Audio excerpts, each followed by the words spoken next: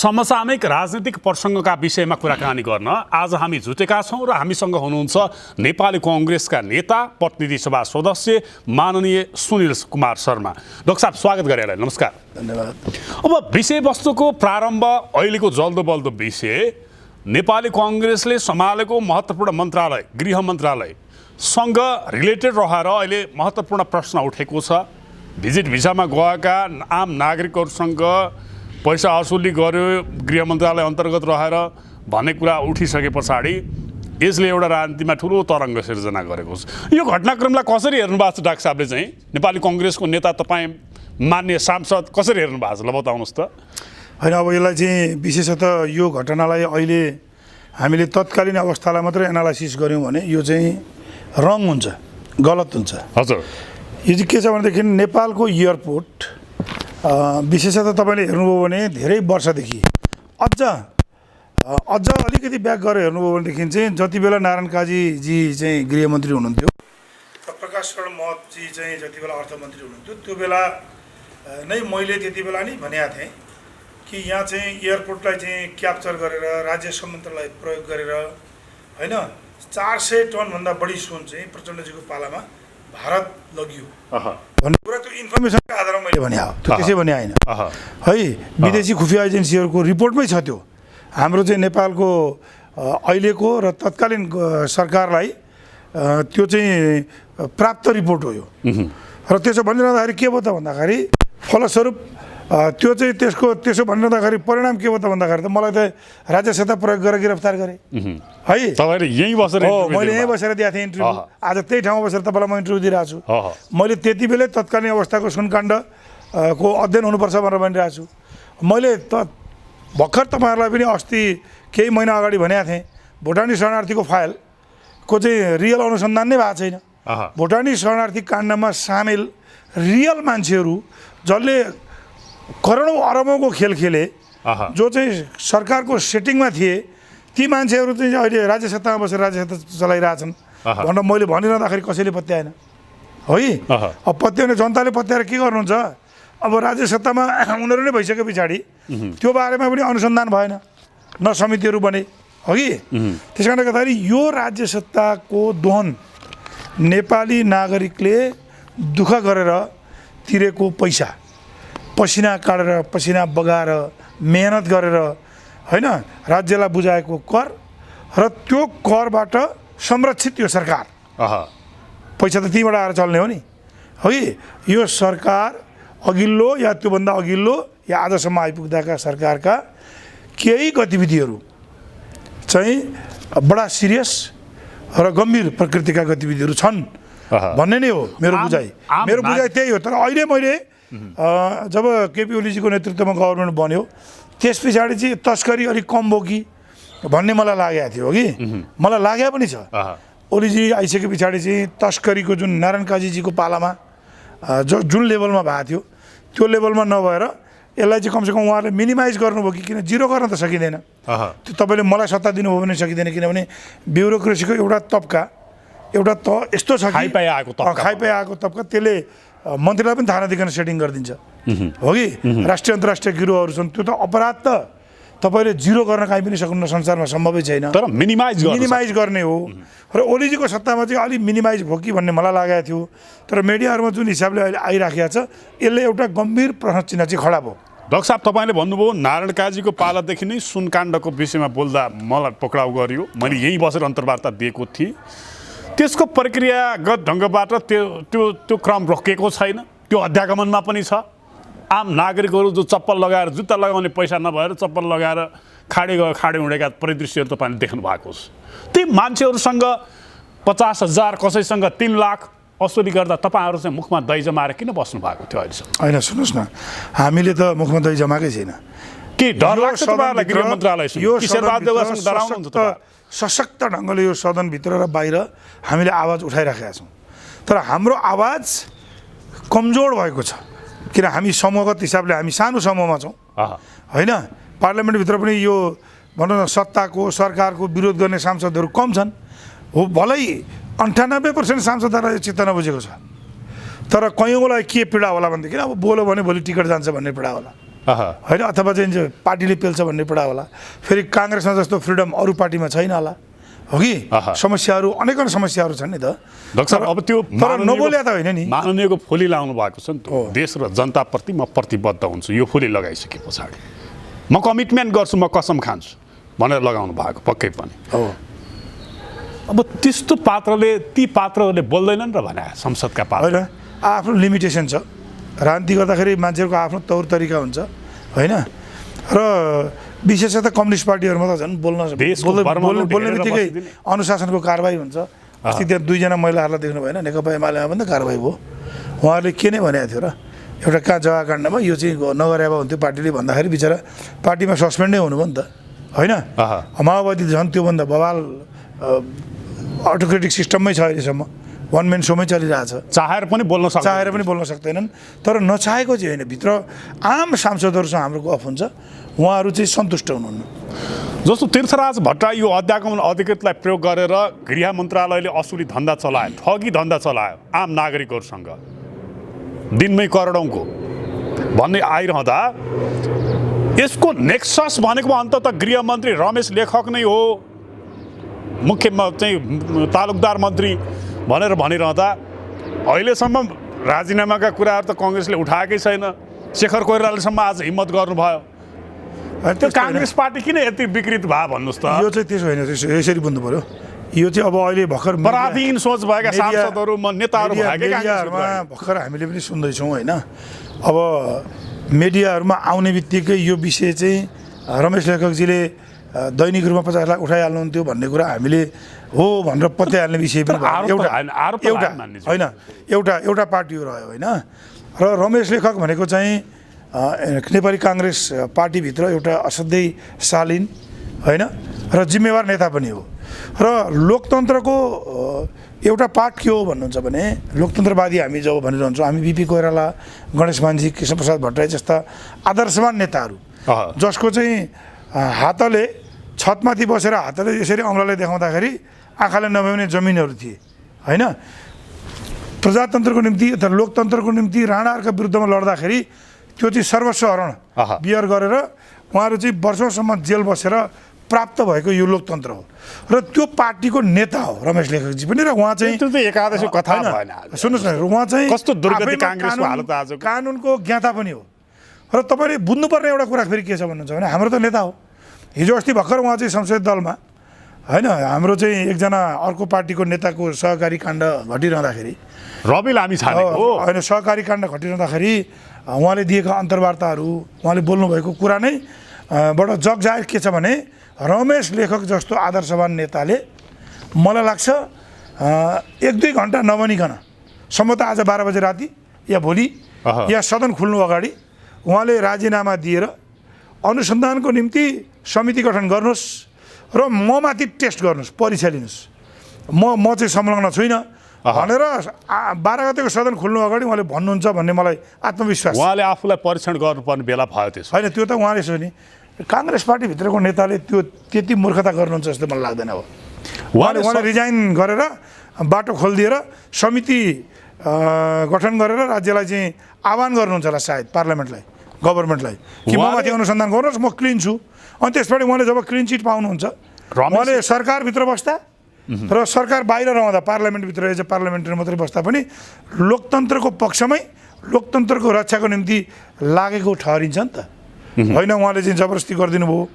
यत्रो क्वेसन आइसके पछाडि, यत्रो बिग क्वेसन अब आइसके पछाडि उहाँले त्यहीँ बसेर आफ्नो हट उहाँले देखाउनु भयो भने मलाई लाग्छ पार्लियामेन्टभित्र यसको सशक्त सवाल चाहिँ गम्भीर होइन, पार्लियामेन्टभित्र यसको सशक्त रूपमा यसको विरुद्धमा आवाज उठ्नेछ।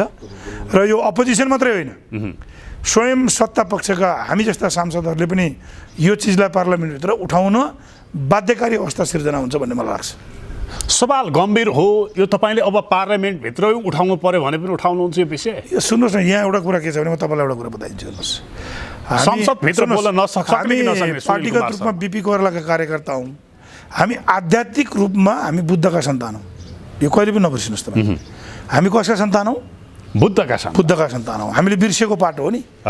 भनेपछि बुद्धले दिएको थ्योरी के हो अथवा बुद्धले दिएको लेसन के हो? शान्ति र अहिंसा। त्यो मात्रै होइन, बुद्धले दिएको के हो भने तिमी लोभ नगर, होइन र तृष्णा होइन क्रेभिङ त्योबाट तिमीले चाहिँ मोक्ष प्राप्त गर स्वयं 2000वटा द्वीप भएको राज्यको हुनेवाला राजाले राज्य छोडेर होइन म चाहिँ भिक्षा मागेर चाहिँ हिँड्नुभयो होइन र दीक्षा दिएर हिँड्नुभयो भनेदेखि बुद्धका सन्तान हामीले यहाँ चाहिँ एउटा सत्ता अथवा एउटा टिकट 3 नम्बर क्षेत्रमा भोलि टिकट पाइँदैन मन्त्री बन्नेला नबन्नेला भन्ने कुरा दिमागमा राखेर होइन हामी निर्णय लिँदैनौँ हामी ब्रह्म आफ्नो हृदय उपरवाले र आम नागरिक तल हाम्रो काने पोखरीमा होइन गिटी कुटेर बसेको त्यो काने पोखरीको डिलमा मकै पोलेर बसेको होइन रिक्सा चलाएर बसेको एउटा सामान्य किसान जो अहिले हलो जोतेर बसिरहेछ उसको पक्षमा नागरिकको आम नागरिकको पक्षमा अहिलेको राज्य सत्ता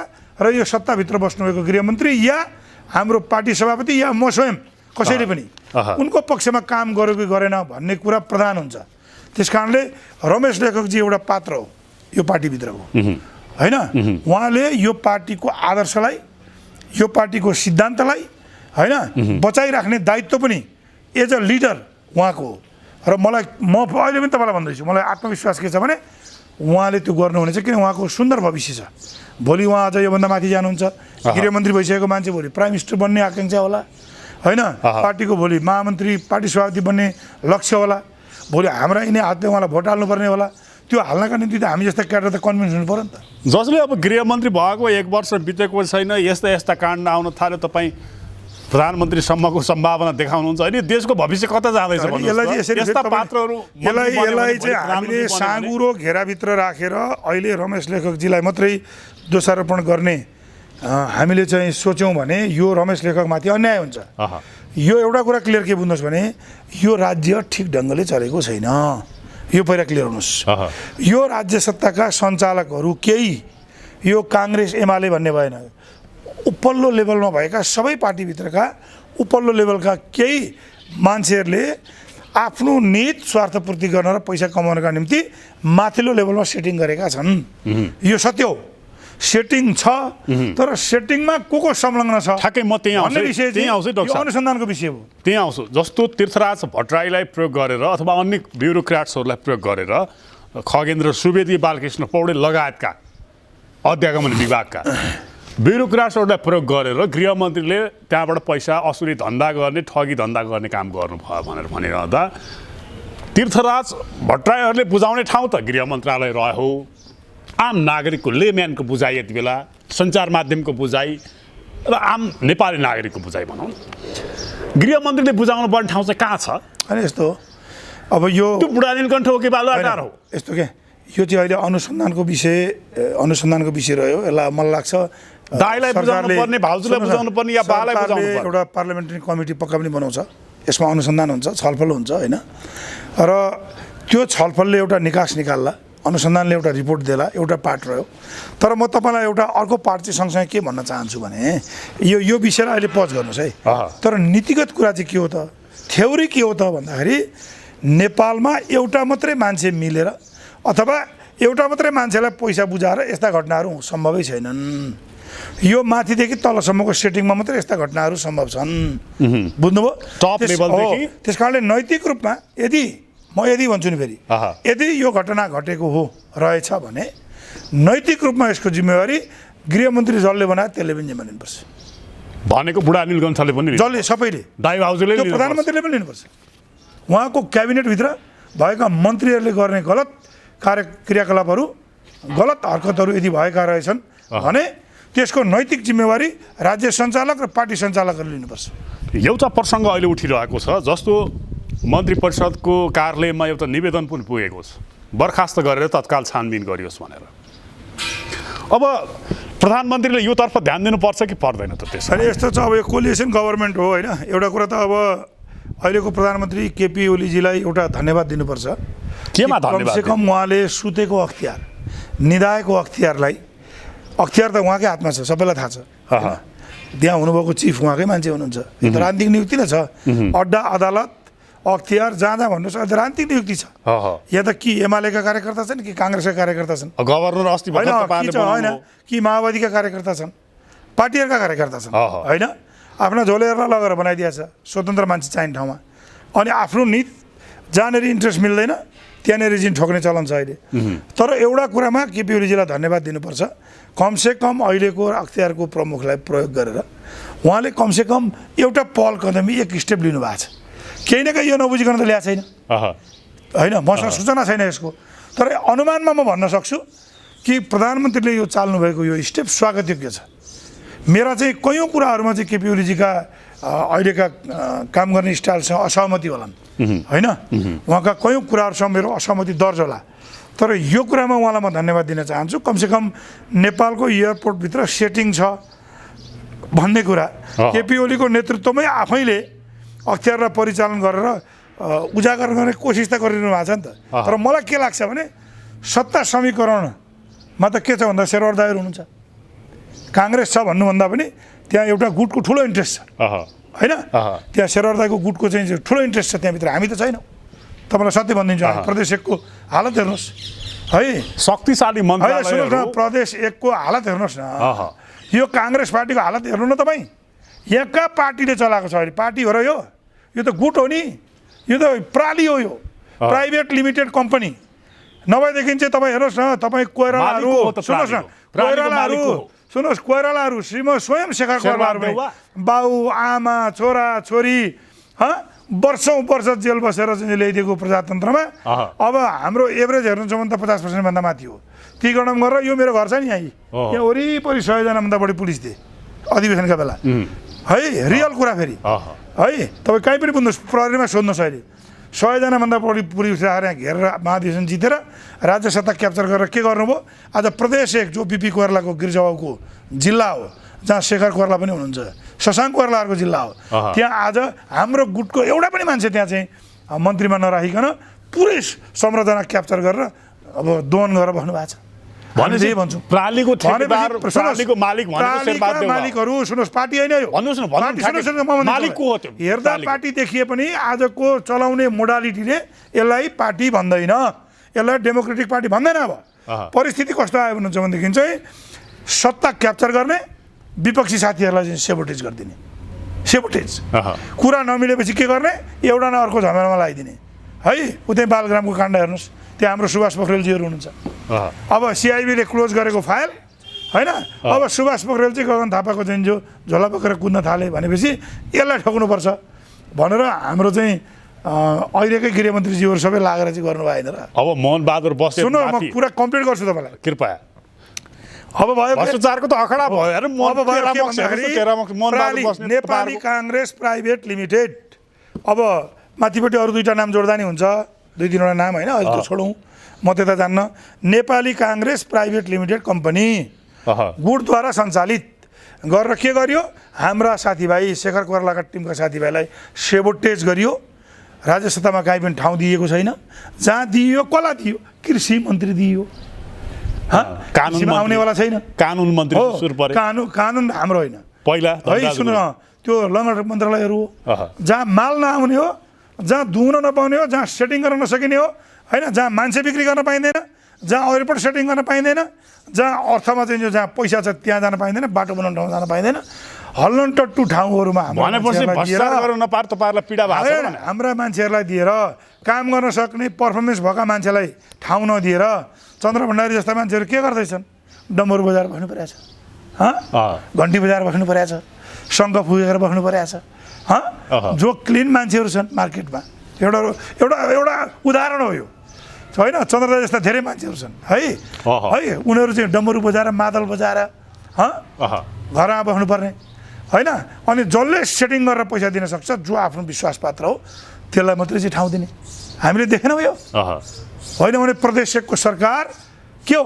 हामी शेरबहादुर दालाई पनि सोध्न चाहन्छौँ, म यही तपाईँको मिडिया मार्फत नेपाली सुन्नुहोस्, नेपाली काङ्ग्रेस जस्तो आदर्शवान पार्टी हिजो गिरिजाबाबु हुँदाखेरि 40% शेरबहादुर दाले ल्याएन, ल्याएको केही होइन, 40% आफू लिने, पार्टी फुटाइ लिने।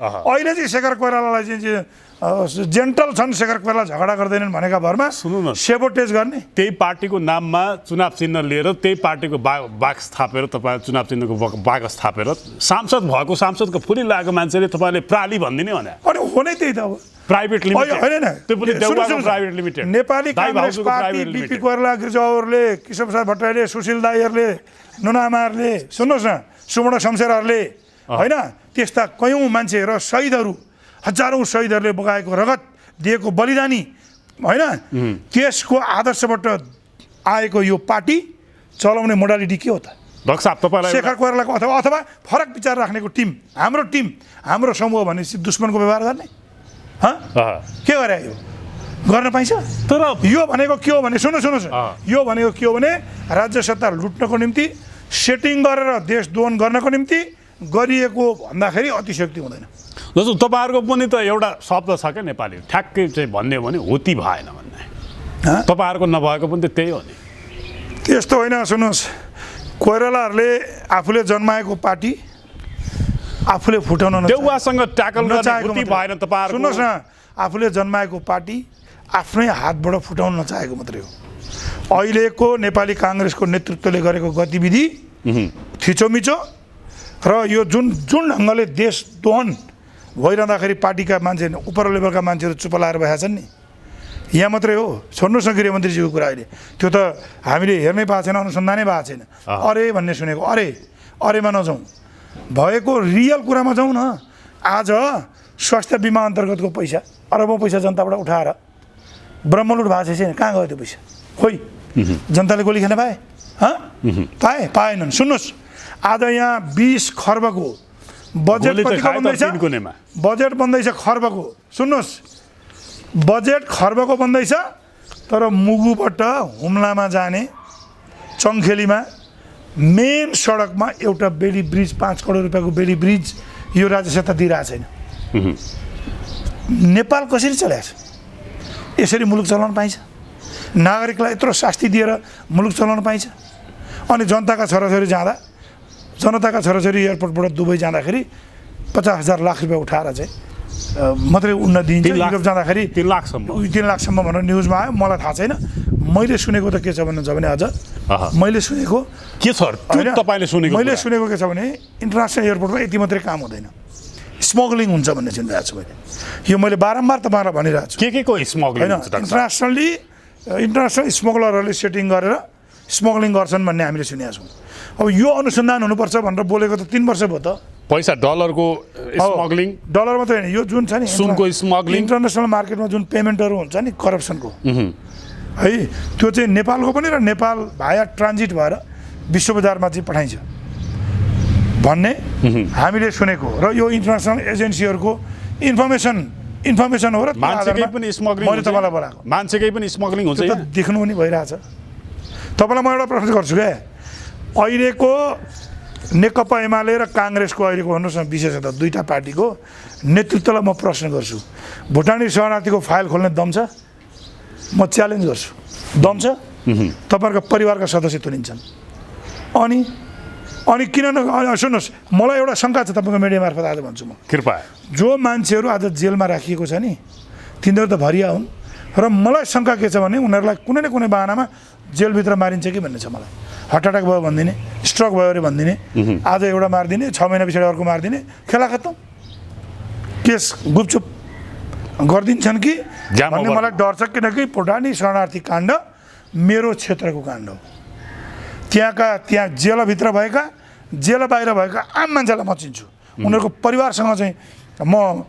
प्रत्यक्ष रूपमा गफ गरिरहेको छु अहिले पनि र धेरै कुरा मलाई पनि थाहा छ टोपबहादुर रायमाझी जस्ता धेरै कुरा मलाई पनि थाहा छ तर मैले कति कुरा बोल्न सक्दिनँ डाक्टर साहब एउटा विषयवस्तु है एउटा प्रश्न गरेँ मैले तपाईँको क्षेत्रको निर्वाचन क्षेत्रको घटना हो भरे त्यो घटना चाहिँ झापातिरको पनि होला तर मोरङ तपाईँको निर्वाचन मेजोरिटी हाम्रोमा छ पर्छ होइन त्यहाँका पीडितहरू तपाईँको निर्वाचन क्षेत्रमा पनि छन् गुनासो लिएर तपाईँ कति आउँछन् होइन कसलाई पैसा दिएको यो नेक्सस भन्ने पनि तपाईँलाई थाहा छ अहिले यो ओपन छ क्या कसले खाए यसमा माल पैसा भन्ने कुरो सुन्नुहोस् न यो ओपन छ यो पुलिसले भुटानीमा पुलिसलाई पनि थाहा छ म यति भन्छु तपाईँलाई कोर्टमा भन्छु भुटानी शरणार्थी काण्डमा पैसा खानेहरू आजको राज्य सत्ताको प्रमुख सञ्चालकहरूको रूपमा मेन ठाउँमा छन् भनेर तपाईँलाई भनिदिन सक्छु दिस इज नेपाल जो जेल परे नि देश त खत्तम भइसक्यो त जो जेल परे टोपबहादुर रायमाझीहरू बालकृष्ण खाँडेमाथि अनुसन्धान चलिरहेछ सुन्नुहोस् न तपाईँ सुन्नुहोस् न बालकृष्ण खाँडेको कुरो त पहिले मैले टुङ्गाइदिइसकेँ तपाईँलाई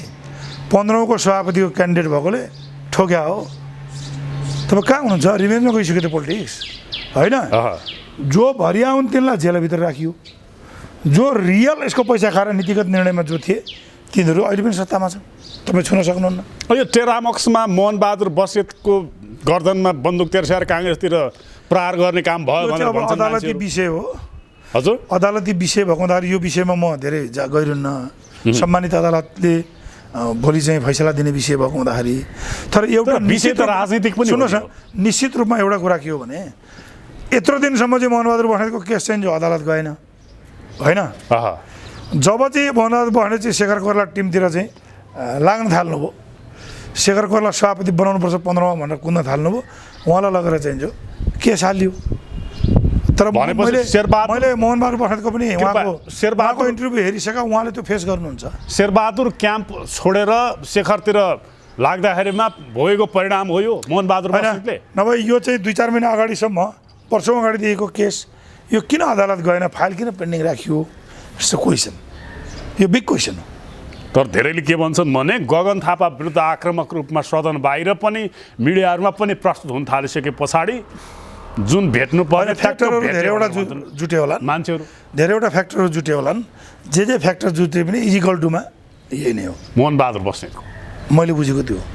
अब डाक्टर साहब, यो महत्त्वपूर्ण प्रसङ्ग, रमेश लेखक जति बेला नेपाली कङ्ग्रेसको संसदीय दलको प्रमुख सचेतक हुनुहुन्थ्यो, रवि लामिछाने गृहमन्त्री हुनुहुन्थ्यो, उहाँले सम्मानित सदनमा उभिएर भन्नुभएको थियो, माननीय मन्त्री यदि कुनै अनुसन्धानको घेरामा आउनुभयो भने प्रश्न उठ्यो भने, सुन्नुहोस् है, राज्यको कुनै निकायले यदि अनुसन्धान गर्ने स्थिति आयो भने त्यस्तो माननीय मन्त्री पदमा बसिरहन मिल्दैन। उहाँले राजीनामा दिएर मार्ग प्रशस्त गर्नुपर्छ, अनुसन्धानको दायरामा आउनुपर्छ भनेर भन्नुभएको थियो।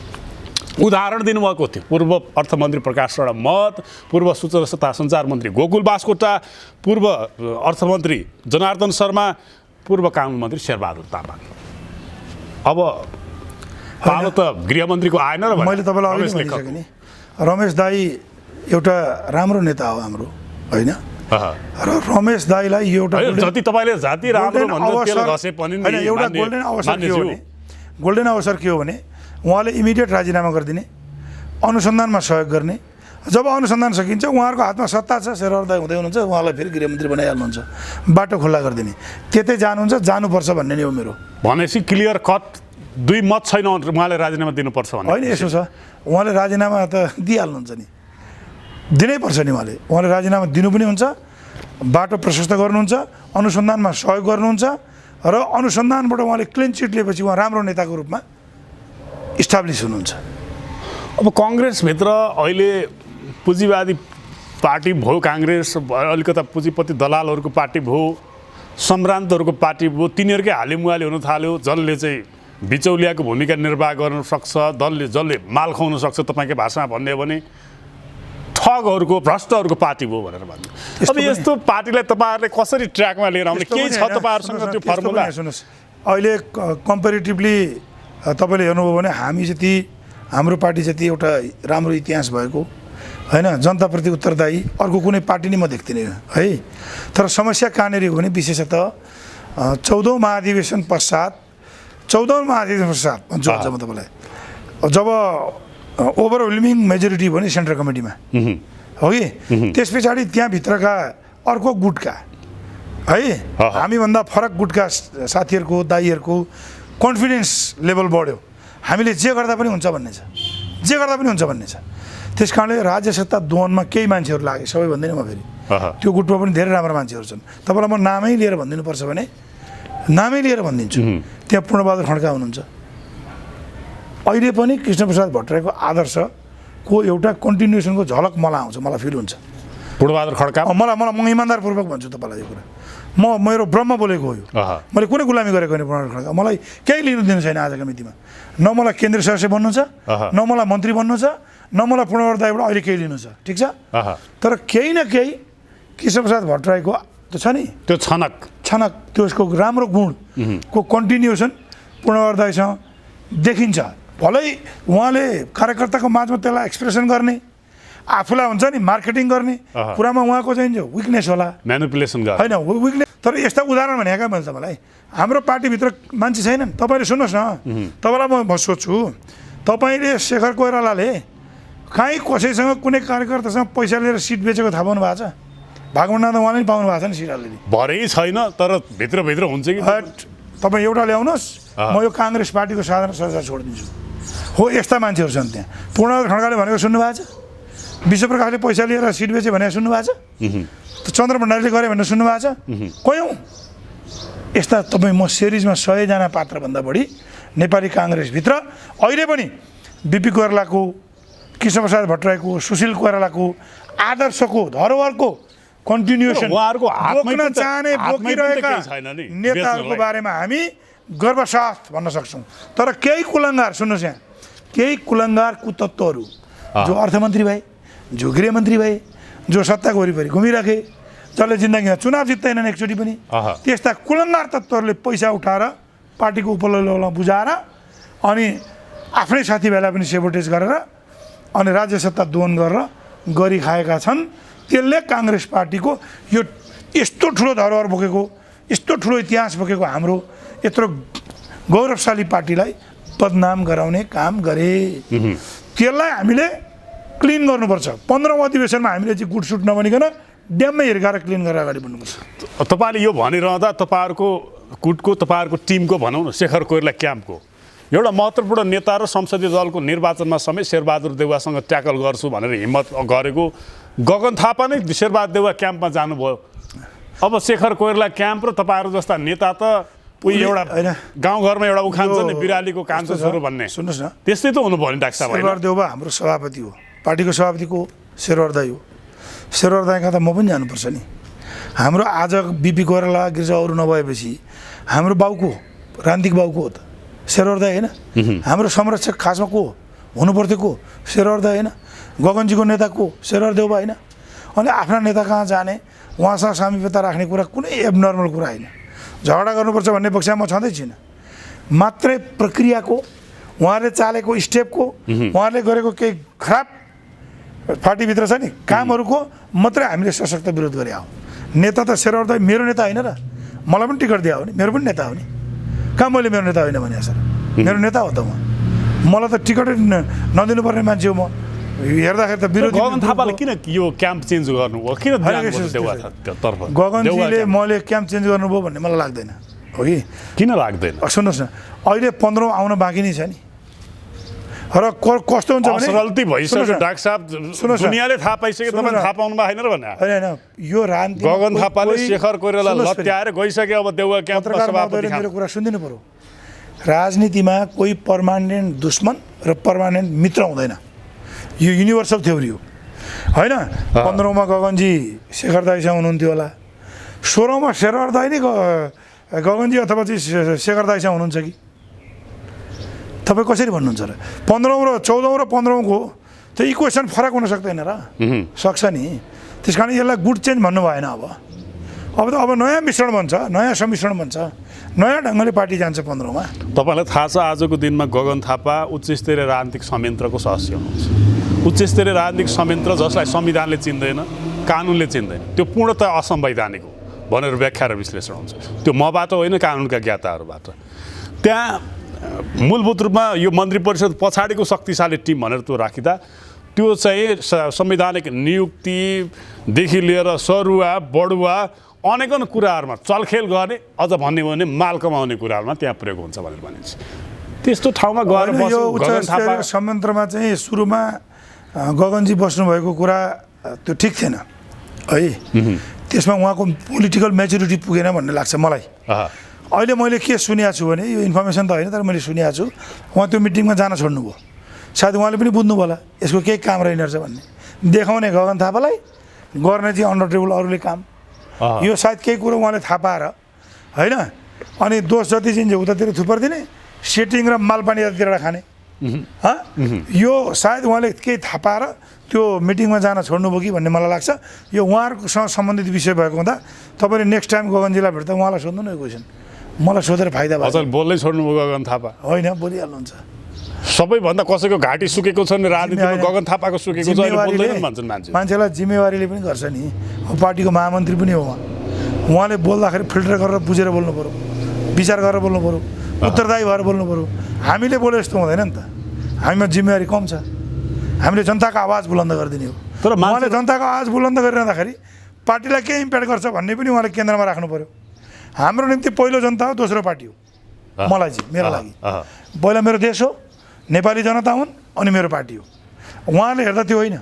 उहाँले हेर्दा के हेर्नु पऱ्यो, पहिला पार्टी हेर्नु पऱ्यो, अनि देश हेर्नु पऱ्यो, अनि जनता हेर्नु पऱ्यो। मान्छेले के भन्छन् भने अहिले गगन थापा पहिले बोल्ने क्याम्पमा हुनुहुन्थ्यो, जसरी अहिले जुन तपाईँ क्याम्पमा हुनु, जुन क्याम्पमा हुनु शिखर कोइला क्याम्पमा, त्यो क्याम्पमा सभापति र संसदीय दलको नेता बनिने छाँट देखिएन भने पछाडि उहाँ अहिले नबोलिने क्याम्प पनि जानुभएको छ। अहिले नबोल्ने शेरबहादुर देउवाको क्याम्पमा। यहाँ त नबोल्नुपर्छ सभापति बन्न। यो नेपालको त्यसैको राजनीतिज्ञहरूमध्ये गर्नुभएको छ भने त्यसो होइन। त्यो तपाईँले चाहिँ गगनजीलाई चाहिँ बडा ठुलो पात्र बनाएर प्रोजेक्ट गर्नुभयो। म त मेरो अर्कै प्रोजेक्सन छ।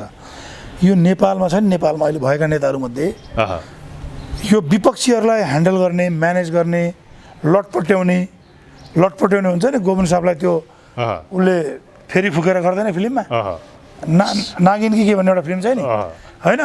त्यो फुइँ फेरि फुकेर गरे जस्तै यहाँ शेरबहादुर दाइले फेरि फुकेपछि विपक्षीहरूलाई चाहिँ सडककै पोल्टामा ल्याएर यहाँ चाहिँ खल्तीमा राखेर नचाउने, सपेरा नचा जस्तै नचाउने चाहिँ हाम्रो सभापति शेरबहादुर दाइसँग छ। त्यो खुबी छ। त्यही खुबीका कारणले गर्दा यहाँ गगनजीको मात्रै कुरा होइन, यो काङ्ग्रेस पार्टीभित्र रहेका अलिकति फरक धारमा छौँ भन्नेहरू जो हाम्रो नेताहरू हुनुहुन्छ, उहाँलाई लुटपुट पारेर उहाँले अलमा ल्याएर चारफुल्ट पारेर खल्तीमा हालिसक्नु भएको छ भन्ने मेरो बुझाइ हो। अब अरू केही होइन, यो गुड चेन्ज केही पनि होइन। अब एक दुई चारवटा प्रश्न छन्, हामी अन्त्यमा पनि आइसकेका छौँ। जस्तो कि डाक्टर साहब, यो सरकार अब गृहमन्त्रीमाथि अनेकन प्रश्न उठिसके पछाडि र तपाईँले पनि भन्नुभयो अख्तियारलाई चाहिँ राम्रोसँग हेरै भनेर प्रधानमन्त्री निर्देशन दिनुभयो र यो काण्ड बाहिर आयो भनेर भन्नुभयो। काङ्ग्रेस अब एमालेसँग असन्तुष्ट भएको छ, यसको कारणले गर्दा यो गठबन्धनको खेलो फड्को अब सर्न सक्छ होइन? प्रधानमन्त्रीको अहिलेको अख्तियार प्रधानमन्त्रीको कन्सेन्ट बिना यो काम गर्नै सक्दैन। त्यस कारणले उहाँलाई मैले त भने त प्राइम मिनिस्टरलाई धन्यवाद दिनुपर्छ। कमसेकम एउटा स्टेप चाल्नुभयो, ढिलै भए पनि यो स्टेप अलि धेरै अगाडिदेखि चाल्नु पर्थ्यो उहाँले, है? थाहा पाएर पनि थाहा नपाए जस्तो, सत्ता लोभ गरे जस्तो, होइन? यो चाहिँ सत्ता घटकसँग बसिएको छ, अब खाउन अलिअलि, होइन भनेर छोडे जस्तो देखिया थियो केही महिना। र अहिले पनि एउटा घटनाक्रमले केपी ओलीले सबै राम्रो गर्नुभयो भन्ने स्थिति पनि छैन। उहाँले अझ राम्रो गर्नुपर्छ। म त राज्य नायक हो नि त, अहिले राज्यको देशको प्यारेन्ट्स हो। आम नागरिकलाई उहाँले हेर्ने दृष्टिकोण समान हुनुपर्छ, समान। र त्यहाँ गरिने व्यवहार एमालेकरण हुनुहुँदैन। त्यसमा अझ भएका नेताहरूमध्ये भएका नेताहरूमध्ये गृहमन्त्री लेखकले कमिसन त्यहाँबाट आएको पैसा बुढा नीलकण्ठ मात्रै बुझाए, बालोटारमा बुझाएन। त्यो कारणले गर्दा अहिले बाहिर आयो कम्पेरिटिभली र मैले आफूले पनि भोगेको, मेरो आफ्नै जीवनकालमै मैले भोगेको पनि। र सत्य के हो भने दुःख पर्दा आफ्नो पार्टी र अर्काको पार्टी भनेर नहेर्ने, र अर्काको पार्टीमा पनि कसैलाई अन्याय भएको छ भने त्यसलाई संरक्षण दिने, बचाउने क्यारेक्टर बोकेको मान्छे हो अहिलेको हाम्रो प्रधानमन्त्री केपी ओली। त्यो गुणका निम्ति त उहाँलाई हामीले धन्यवाद दिनुपर्छ। दुनियाँले आलोचना गरिरहेछन्, आलोचना हुन्छ, तर केपी ओलीजीको सरकार अथवा हाम्रो सरकार भनौँ न, काङ्ग्रेस एमालेको सरकारले जति पर्फर्मेन्स देखाउनु पर्थ्यो नि, त फिल हुने रहेछ है, हाम्रो पनि हो सरकार, जति पर्फर्मेन्स देखाउनु पर्थ्यो नि त्यति पर्फर्मेन्स चाहिँ तपाईँको त्यो नम्बर दिनु पऱ्यो भने 30 नम्बरभन्दा माथि दिन सकिँदैन। अहिले यो 80, 70, 80मा लान सकिन्थ्यो। हेर्नुहोस् 100 भन्ने त हुँदैन, पर्फेक्ट हुँदैन। भनेको 27 उहाँले ल्याएको 3 बढाइदिनु भयो, 30 नम्बरसम्म दिनुपर्छ। तर पर्फर्मेन्स जुन हाम्रो एक्सपेक्टेसन थियो नि, मेरो पनि पर्सनल्ली कमसेकम ओलीबा आएपछि चाहिँ अब काङ्ग्रेस एमालेको सरकारपछि धेरै काम हुन्छन् भन्ने थियो नि, त्यो भएन। त्यो चाहिँ हुन सकेको छैन। तर केही नभएको पनि होइन। जस्तो कि डाक्टर साहब, अब यत्रो विकृत राजनीति छ, देश र जनताको अवस्था, तपाईँ कर्णाली र सुदूरपश्चिम जानुभएको छ, विकट हुम्ला जुम्ला कालीकोट जाजरकोट सब जानुभएको छ तपाईँ। देश र जनताको अवस्था र यो राजनीतिक नेताहरूको प्रवृत्तिमा के देख्नुहुन्छ डाक्टर साहब? एकदम बर्मा साथी राखेर भन्नुहोस् है, धेरै राजनीतिक कुरा भन्दा धेरै पर नजानु। म आफ्नो प्र्याक्टिकल इक्जाम्पल दिन्छु। आज विराटनगरमा हामीले अस्पतालहरूमा नर्स नपाएर हेल्थ असिस्टेन्ट र एएनएमहरू राखेर तालिम दिएर अस्पताल चलाइरहेका छौँ। नेताहरूलाई मतलबै छैन, बाल मतलब यिनीहरू न स्वाट हुन् न लवाट हुन् है, के हुन् यिनीहरू, मान्छे हुन् कि यिनीहरू जनावर हुन् कि यिनीहरूको चेतना शून्य भएको हो कि यी भात खान्छन् कि के खान्छन् होइन। मेडिकल कलेजहरू सबै मेडिकल कलेजमा स्टाफ नर्स बन्द गरिदिएको छ। सुन्नुहोस् है, उत्पादन छैन, बुझ्नुभयो। बच्चा विदेश जानु परिरहेछ, विदेशमा पनि पढ्न पाएको छैन, मारिरहेछन्, छोरीहरू बलात्कृत भइरहेछन् है। त्यस्तो अवस्थामा पनि एउटा सानो निर्णय 2 लाइनको गरेर नर्सिङ पढ्न खुलाउनु पर्ने हो कि होइन? छ है त? छैन, मतलब छैन। त्यसको अर्थ के हो भने साथीहरू, देश लुट्ने कुरामा कहीँ बिजी भए त होइन, फुर्सदै छैन होला सायद मुलुकको लागि सोच्ने। माल पार्टीहरूसँग हो, माल कमाउनेतिर मात्रै ध्यान छ होला, बिहानदेखि रातिसम्म वरिपरिको मेकानिजम सबै त्यसमा बिजी छ। हतपत्त कहिले सरकार ढल्यो, पैसा कमाइहाल्ला भन्ने हिसाबले यिनीहरू काम गृह गरिरहेछन्। मन्त्रालयको सचिवालय नै तानियो भन्ने आइरहेछ। मलाई त बडा फ्रस्ट्रेसन हुन्छ कहिले काहीँ भन्नु यो हेर्दाखेरि। तर एउटा कुरा छ, हेर्नुहोस्, म फेरि पनि तपाईँलाई के छ, यो पैसा उहाँहरूको अर्को सन्ततिलाई काम लाग्नेवाला छैन। यसले पोल्नेवाला छ, यसले पोल्नेवाला छ र अर्को पुस्तामा यो पैसा काम लाग्दैन। अर्को पुस्ता हिल्टन बनिसक्यो उहाँ, तपाईँ भन्नुहुन्छ। सुन्नुहोस्, त्यो सुनेको कुरामा नजाउँ होइन, अब सुनेको कुरा नजाउँ। अर्को रेडिसन बन्ला, हिल्टनमा 24 अरबमा रेडिसन बन्ला, मान्छेले बनाउन पाउँछ, कर होइन। नेपाल सुन्नुहोस्, व्यक्तिमा नजानुहोस् तपाईँ होइन, ओभरअल थ्योरीमा जाउँ, नीतिमा जाउँ। नेपालका नेता अथवा कर्मचारीहरू, अझ ब्युरोक्रेट्स, केही बिचरा आम होइन, फेरि आम 98% होइन नि, फेरि पर्सेन्टमा 2 पनि नहोला, केही मुठीभर कर्मचारीहरू जो सेटिङमा चलिरहेछन्, ती र यी नेताहरूले कमाएको पैसा, लुटेको धन हामी जस्ता मान्छेको फेला पर्यादिन नि। जर्मनीमा गएर हतकडी लाएर यहाँ ल्याइन भने मेरो नाम सुनि शर्मा होइन, दिन आउँछ, आफै जानुहुन्छ हतकडी बोकेर? होइन, जान्छ नि, सिस्टम जान्छ। अमेरिकाबाट तानिदिन्छौँ हामी। कहाँ हुनुहुन्छ तपाईँ यार? त्यति सजिलो छ यिनलाई चाहिँ कोरा लाएर पठाउने मान्छे उल्टी गराइन्छ, तपाईँले पठाएको उल्टी गराइन्छ। कहुनु समय आउँछ, हो सर, समय आउँछ। यहाँ हामीले देखाएको छौँ पूर्व प्रधानमन्त्रीहरूका, पूर्व गृहमन्त्रीहरूका, पूर्व ठुल्ठुला कर्मचारीका, चिफहरूका बच्चाहरूको आजको हामीले हालत हेरेका छौँ, बुझ्नुभयो? पाप यहीँ कराउँछ, बुझ्नुभयो नि? हामीले वाजपेयीका छोरीहरूको नि हेरेका छौँ, बुझ्नुभयो? जसले प्रधानमन्त्रीबाट चाहिँ गइसके पछाडि तलब ल्याएको छैन, प्रधानमन्त्रीले पाउने सुविधा ल्याएको छैनन्, बुझ्नुभयो? उरुग्वेको राष्ट्रपतिको सुन्नुभयो नि, हेर्नुभयो नि भिडियो भर्खर, निश्चय पनि, जसले चाहिँ जो तपाईँको चाहिँ जीवनभर चाहिँ 90% आफ्नो स्यालेरी पनि चाहिँ गरिबलाई दियो, आफ्नो घरमा बस्यो। हामीले हेरेका छैनौँ, संसारको इतिहास हामीले पढाएको छैनौँ।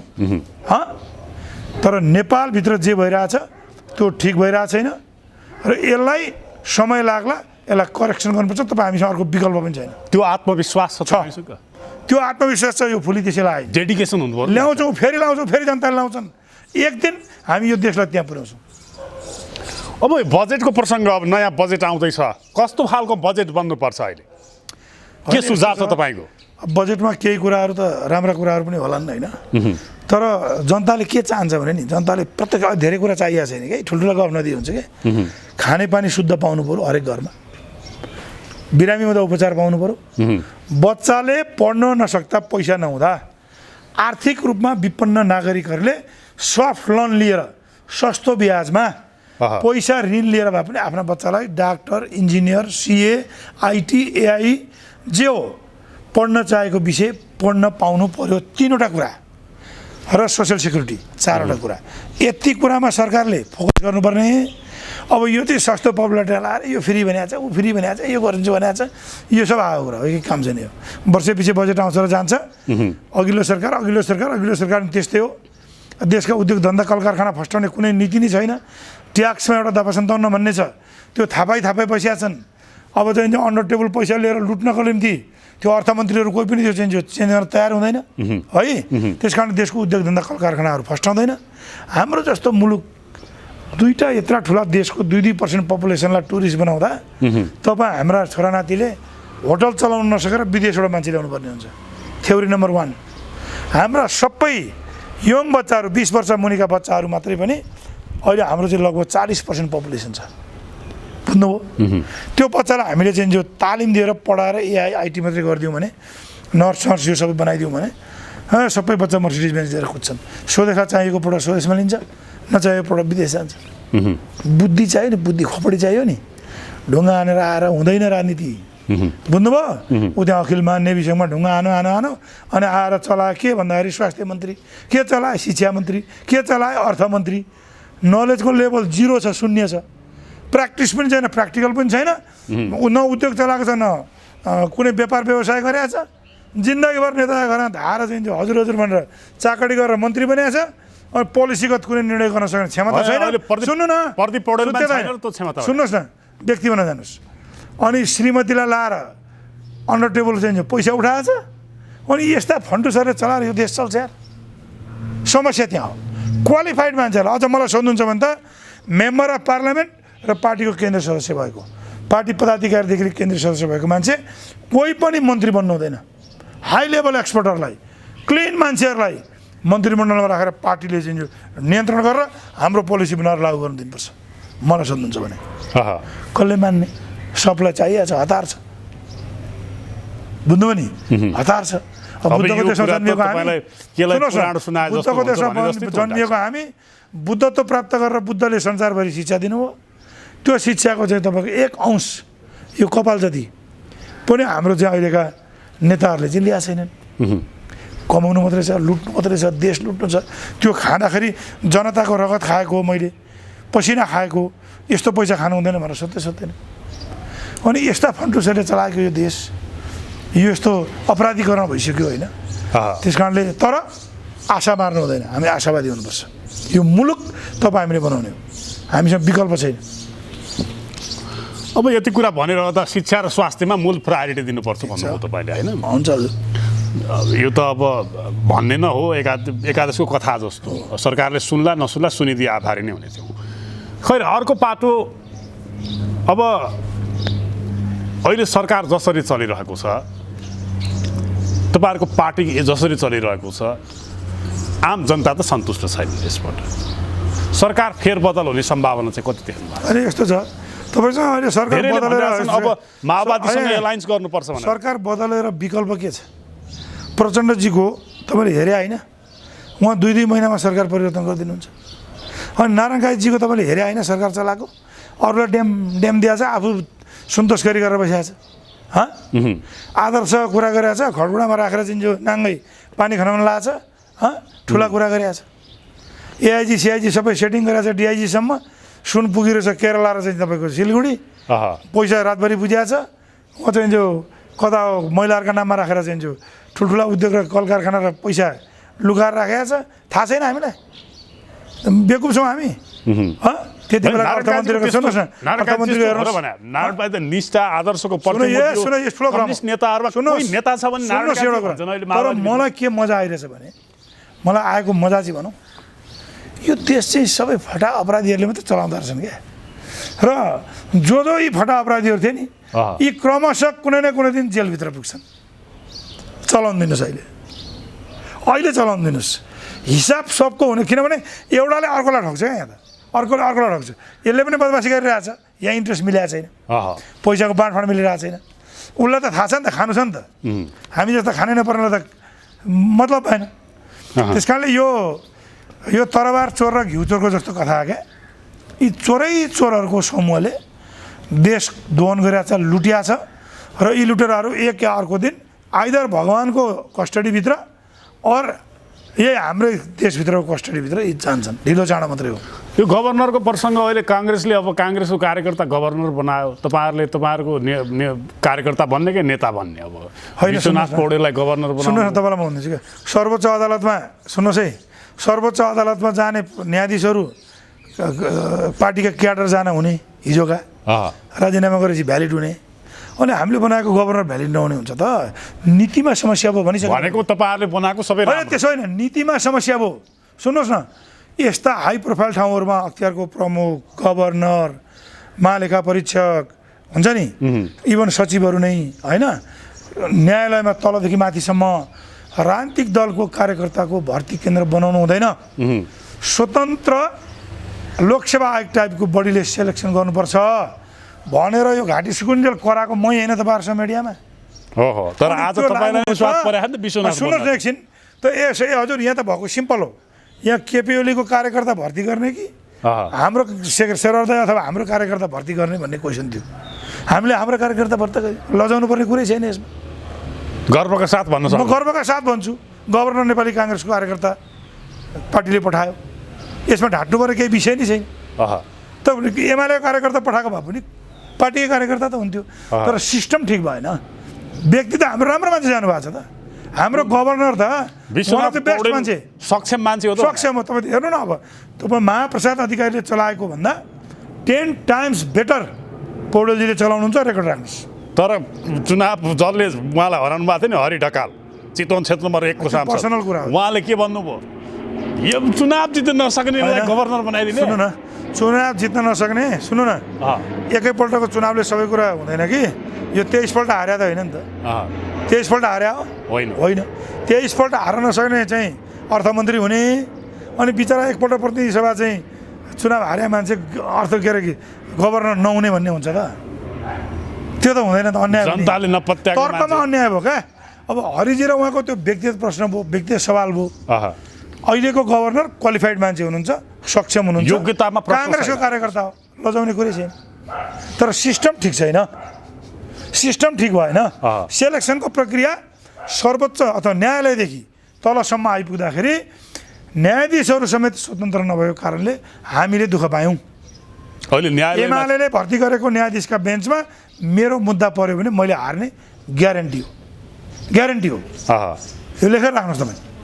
काङ्ग्रेसको बेन्चमा एमालेको मुद्दा पर्यो भने हार्ने 99% ग्यारेन्टी। अलिक काङ्ग्रेसहरू उदारक हुन्छन्, कम्युनिस्टहरू रिजिट हुन्छन्। काङ्ग्रेसहरू चाहिँ म भन्छु 99 त भन्दिनँ, 60% हो, 40% उदार भएर स्टिल अलिक काङ्ग्रेसीहरू चाहिँ जो प्रो काङ्ग्रेसी अथवा हिजो काङ्ग्रेस ब्याकग्राउन्डबाट आएका मान्छेहरू चाहिँ ठिक छ, अहिले हामी स्वतन्त्र हुनुपर्छ भन्ने एउटा त्यो फिलिङ छ। त्यो बिपीबाट गाइडेड, पहिले के भन्यो भने गणेश मानजीबाट गाइडेड, कृष्णप्रसाद भट्टराईबाट गाइडेड, त्यो आत्माको काहीँ न काहीँ त्यहाँ हामीले पठाएका मान्छेहरूमा चाहिँ न्यायालयमा पनि छ। कम्युनिस्टहरूसँग त्यो छैन। कतिपयले के भन्यो भने गभर्नरको सवालमा है एउटा, अब यो देशमा स्वतन्त्र गभर्नर हुनुपर्छ भनेर भनिरहँदा यो देशमा स्वतन्त्र नागरिक पनि जन्म्या छ र भनेर भने, कोही काङ्ग्रेसै छ पृष्ठभूमि हेर्दै जाने, कोही एमाले होला, कोही माओवादी होला, अहिले नयाँ हेर्ने हो भने रासपा होला, कोही राप्रपा यस्तो छ। बाई नेचर नै जन्मदै मान्छे चाहिँ विबन्धित हुन्छ क्या, स्वतन्त्र हुनै सक्दैन। बुझ्नुभयो नि? जन्मसँगै राजनीतिले बाँधेको हुन्छ। जन्मसँगै परिस्थिति, परिवेश, होइन, भाषा, समाज, होइन, त्योबाट वर्ग समुदायबाट त्यो घेरिएको हुन्छ र मान्छे नागरिक आफैमा स्वतन्त्र हुनै सक्दैन। यद्यपि त्यसभित्र पनि हामीले अलिकति इन्डिपेन्डेन्ट र स्वतन्त्र रूपले सोच्न सक्ने क्वालिफाइड मान्छेहरू खोज्ने हो। भनेपछि तपाईँहरू खुसी हुनुहुन्छ विश्वनाथ पौडेल आफ्नो कार्यकर्ता? होइन, काङ्ग्रेसको कार्यकर्ता हो, कहाँ के लजाउने कुरै छैन। तपाईँ मोही माग्ने ढुङ्ग्रो लुकाउने हुन्छ। त्यहाँ एमालेको मान्छे आउँथ्यो, हाम्रो मान्छेको के भयो? तुलनात्मक रूपमा निलम ढुङ्गाना, अब गुडाकर भट्ट, डाक्टर गुडाकर भट्ट र ज्ञानेन्द्र ढुङ्गाना र विश्वनाथ पौडेल मध्ये को गभर्नर भइदिएको भए बेटर हुन्थ्यो भन्ने? होइन, त्यस्तो होइन। सुन्नुहोस्, यी मान्छेहरू नाम सुनेका मान्छेहरूलाई म नजिकबाट चिन्दिनँ। म ज्ञानेन्द्र ढुङ्गानालाई चिन्छु, होइन, उहाँ ठुला ब्याङ्कहरू हाँकेर आउनुभएको मान्छे, कामु गभर्नर, होइन, कामु गभर्नर पनि अब कामु भइसक्नु भएको मान्छे। मलाई लाग्छ सबै उही 1998 होला, जो भएको बानी हुन्थ्यो। तर प्रश्न यही हो, त्यही भएर त्यही छ नि, पार्टीको झोला नपुगिकन ठुलो पदमा नेपालमा पुग्न पाइँदैन। यो सिस्टमलाई चिर्ने हो क्या, व्यक्तिमा नजानुहोस्। नागरिकले म राजनीति गर्दिनँ, म काङ्ग्रेस पनि हुन्न, माओवादी पनि हुन्न, एमाले पनि हुन्न, तर नेपाली नागरिक भएर बाँच्न चाहन्छु, म गोल्ड मेडल ठोक्छु, पिएचडी गर्छु, 3टा विषयमा मास्टर्स गर्छु र यो देशको गभर्नर हुन्छु भन्ने दिन गए। यो देशको प्रधान न्यायाधीश बन्छु, बिना राजनीतिक ब्याकअप म स्वतन्त्र न्यायाधीश भएर यो देशको प्रधान न्यायाधीश बन्छु भन्ने कुरा आज असम्भव भयो। त्यही कारणले म तपाईँलाई पटक पटक भनिरहेको छु, हामीले स्वतन्त्र बडी बनाउनुपर्छ, एउटा लोकसेवा टाइप। त्यसले यस्ता पदहरूमा मान्छेहरू भर्ना गर्नुपर्छ। अब छुट्दै अन्तिम प्रश्न, अब 13 महिना पछाडि ओलीजीले सरकार ह्यान्डओभर गर्ने भन्नुभएको छ शेरबहादुर देउवालाई, तपाईँ चाहिँ कुन मन्त्री बन्ने? म मन्त्रीको रेसमा छुइनँ। 1 वर्ष अब होइन झन्डै म मन्त्रीको रेसमै छुइनँ मन्त्री नबन्ने मन्त्रीको फुरी लाउन मन छैन तपाईँको त्यो कोर्टमा बोलाएर मन्त्री बन भनेछन् भने नाइ भन्दिनँ मलाई मन्त्री बनाइदियो भनेर म जान्न क्लियर हुनुहोस् तपाईँ पनि मेरो टिम कहाँ हो शेखर दाई म डाक्टर शेखर कोइरालालाई गएर दाजु मलाई मन्त्री बनाइदिनु पर्यो भनेर जान्न क्लियर भित्तामा एकचोटि फोटो टाँसो मन्त्री भएको सिंहदरबारको भित्तामा मैले सक्दा मैले प्रधानमन्त्रीको फोटो टाँग्ने हो 15 वर्ष लाग्ला 20 वर्ष लाग्ला म यो देशमा एक दिन प्रधानमन्त्रीको फोटो टाँस्छु भन्ने मलाई भित्र छ छोड्नुहोस् अरू कुरा अरू कानुन सानुन मन्त्रीसँग कृषि, मन्त्रीले अर्थ, चलाउने बजेट बराबर त म आफै चलाउँछु त गृह होइन अहिले मैले चाहिँ आफै चलाइरहेको छु अब त्यहाँ गएर बेकार फेरि त्यो चाहिँ भरे फाइल आउला यो पास गर भन्ला होइन अनि त्यो भ्रष्टाचार गर्नुपर्ने फाइल होला मैले नगरे पनि अनि त्यो मैले साइन गर्नुपर्ने होला माल माथि जाला अनि म झन् फसौँला भन्ने पो छ अहिले त मलाई सुरुमा चाहिँ मलाई सांसद भएर आउने बित्तिकै चाहिँ मलाई मन्त्री बन्न रहर थियो होइन तपाईँलाई म झुट बोल्दिनँ मलाई मन्त्री बन्न रहर थियो मैले शेखर दालाई पनि भने त्यो पनि म तपाईँलाई हाट्दिनँ है तर अब सुनिल शर्मा गएर शेखर कोइरालालाई दाजु प्रभु मलाई मन्त्री बनाइदियो भन्दैन क्लियर हुनुहोस् कतै भ्रष्टाचारमा डामिन्छ कि हो बुझ्नुभयो जेलको बाटो क्या जेलको बाटो अब मलाई फोका उठ्ने गरेको जानु छैन म त भ्रष्टाचार गर्दिनँ हेरेर म ठोकेर भनिदिन्छु तपाईँलाई मलाई पुगिसकेको छ भगवान्ले दिइसक्नु भएको छ होइन यति मलाई बचाइदिए मेरा 2टा छोराछोरी छन् 7 पुस्तालाई पुग्छ हामीलाई हिजो थिएन कतिको रहर हुन्छ नि माननीय भएर मन्त्रीजीको फुली लगाएर सबभन्दा ठुलो बलवान म समय हो क्या झन्डावाला गाडीमा सरर अगाडि पछाडि सेक्युरिटी लिएर हिँड्ने शेरबहादुर देउवा डाक्टर शेखर कोइराला गगन थापाहरू बसेर सुनिल शर्मा तिमी पनि मन्त्री बनिदेऊ भन्नुपर्ने दिन आउँछ कि खोइ क्लिन फिगरहरू चाहिएन अब बुद्धि भएको क्लिन फिगर यहाँ मान्छे सबै हतकडी लाउँदै भित्र जान थालिसके चाहियो त हामी जस्ता चन्द्र भण्डारी जस्ता मान्छे रहर तपाईँलाई पनि छ मन्त्री विश्वप्रकाश जस्ता मान्छेहरू चाहिए अब यहाँ धेरै छन् पात्रहरू मैले 2-3 जनाको मात्रै लिएँ सदनभित्र धेरै मान्छे सक्षम मान्छेहरू हुनुहुन्छ अब यो पछाडिको सरकारमा अर्थ मन्त्रालयको अङ्ग्रेसको भागमा पर्छ सारी समातेर फरिया समातेर होइन तुनु समातेर कोटाको तुनु समातेर मात्रै मन्त्री बनिन्छ भन्ने कुरा हामी चाहिँ होइन भन्ने कुरा प्रमाणित गर्न चाहन्छु होइन तपाईँलाई आजको दिनमा ठ्याक्कै यो मन्त्रालय पाएँ भने मैले एउटा चाहिँ चेन्ज गर्थेँ है देशमा एउटा छाप चाहिँ छोड्थेँ भन्ने केही तपाईँले सोधेको प्रश्न आज बिहान मैले सोचेँ के तपाईँले सोचेको प्रश्न आज बिहान मैले सोचेँ कि म चाहिँ मन्त्री बन्न पाएँ भने के बनौँला कि त अर्थ कि स्वास्थ्य भनेर सोचेँ होइन भले हाम्रो चाहिँ हामीलाई चाहिँ स्वास्थ्य चाहिँ पेसासँग जुत्छ भन्छन् नि तर स्वार्थबाजी मन्त्रालय तर हाम्रो चाहिँ मन्त्रालय स्वास्थ्य होइन क्या हामी चाहिँ मेडिकल कलेज भएको त हामी शिक्षा अन्तर्गत हो त्यो भनेको हामी केयु अन्तर्गत हो केयु हाम्रो सबै कुरा केयु र चिकित्सा शिक्षा आयोग भयो नि त केयु भनेको चाहिँ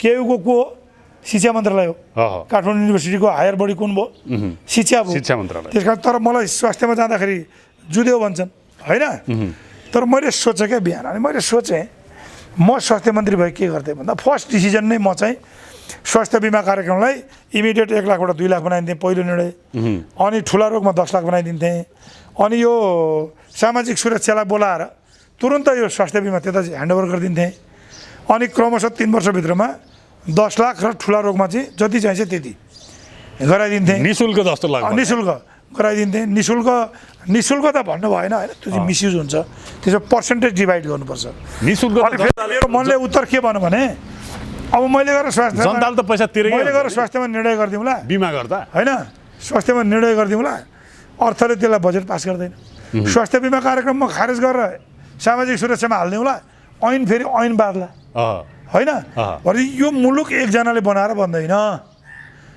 बुझ्नु भने अहिले बिचरा प्रदीप पौडेलजीले चाहेर मात्रै पनि केही हुँदैन बुझ्नुभयो टिम चाहिन्छ प्रधानमन्त्री अर्थमन्त्री र टिम स्पिरिट नेताहरू पनि अल पार्टी अब यहाँ केही राम्रो काम गर्न आँटो भूमि सम्बन्धी एउटा विधेयक ल्याउन आँट्यो भने प्रचण्डजीले देखलास् खबरदार हे ओलीजी गिरिबन्धु भन्ने हेर्नुहोस् यहाँ के थाहा छैन भने प्रचण्डहरूलाई यहाँ मान्छेलाई चाहिँ जो जग्गा किन्ने अनुमति दिएको छ ऋण लिएर जग्गा किनेको छ ऐनले जग्गा किन भनेको छ अनि पछि आएर चाहिँ त्यो जग्गालाई चाहिँ जो भूमि सुधार अन्तर्गत हालिदिएको छ र न मान्छेले त्यो बेचेर ऋण तिर्न पाउँछ न सरकारले ऋण बिना गरिदिन्छ झुन्डेर मर्नुपर्ने स्थिति छ भन्ने कुरा कयौँ नेताहरूलाई सुन्नुहोस् कयौँ नेताहरूलाई यो कुरो थाहै छैन त्यस कारणले सबै हामी नमिलिकन माथिल्लो लेभलको नेताहरू अल पोलिटिकल पार्टीका नेताहरूले एउटा कमन कन्सेसन बनाएर एग्रेसिभली 25-30 वटा कानुनका नयाँ एजेन्डाहरूमा हिट नगरिकन एक्लै व्यक्ति असफल हुन्छ। म गए पनि त्यहाँ असफल नै हुने हो।